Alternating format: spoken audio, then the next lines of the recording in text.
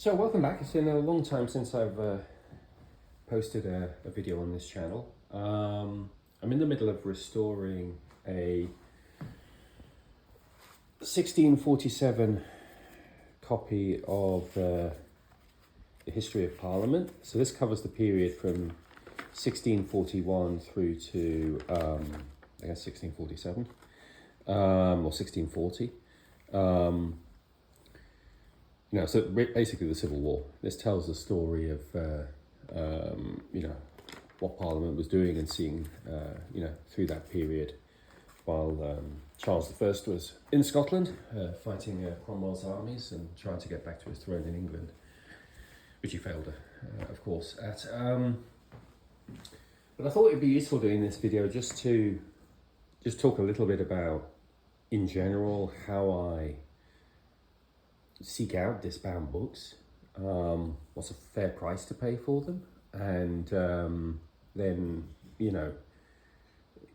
how I go about the restoration. But what's like the money parameters of it all, I guess. And what I typically find is an ideal scenario for me would be a book that's completely fallen apart but is actually complete. As long as it's complete, you can basically work some real magic with it. If there are numbers of pages missing, unfortunately, it's probably too far gone. There's really nothing you can do that would actually really restore at least the value of the book. A lot of that's in the completeness of the book.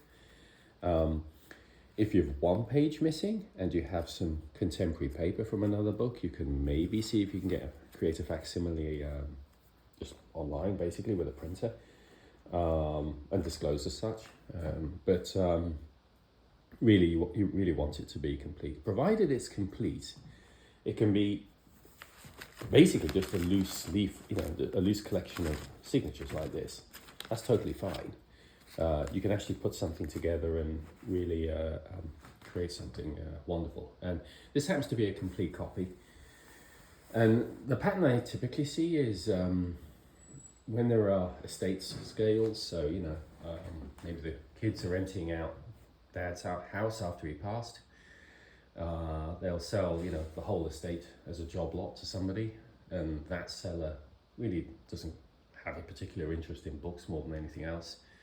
They see a book with no covers, and they'll put it online on eBay or whatever for literally a random price. And it's usually possible to put in a bid for a small fraction of that price and actually still get the book, which is what I did here. What I usually do when thinking about a price I'm willing to pay is, first off, due diligence. The first thing to do is to go online, find the title of the book, and try and find if you could buy a copy of the book in good condition.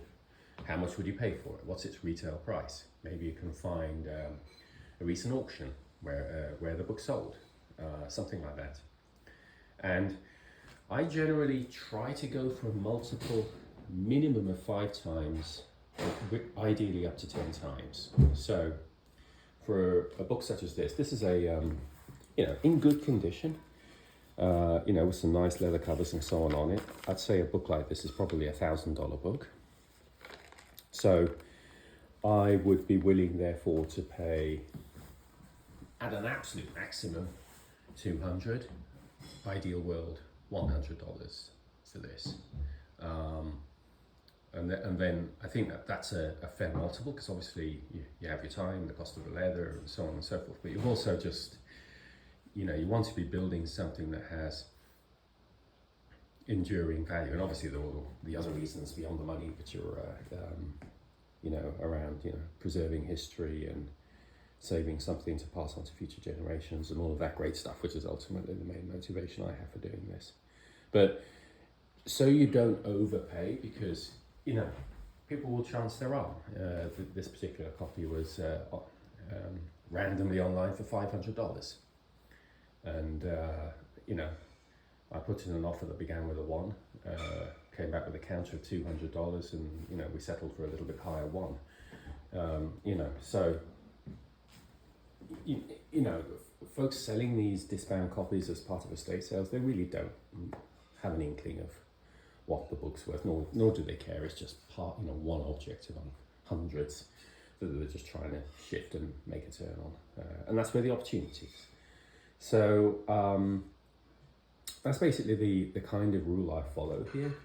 So I'm hopeful that the total investment here with leather and so on and so forth will probably end up being maybe $250, and we'll have a book that's ultimately worth $1,000. If you do that continually and you build yourself a nice library, you have all the pleasure of looking at something beautiful and owning it and so on and so forth. But you also know that you've created something on which you can if the worst happens and you do have to liquidate some of your collection, you can actually make a turn on the original time and investment as well. So that's kind of just a little bit about the rules I operate within, and you have to be disciplined with it. Be very, very willing to walk away. Just occasionally people will get over exuberant on eBay, and price of something like this will skyrocket. At the end of the day, if it's not to be, it's not to be. There'll be other copies of beautiful books that are 400 years old coming on next week. Just wait till then.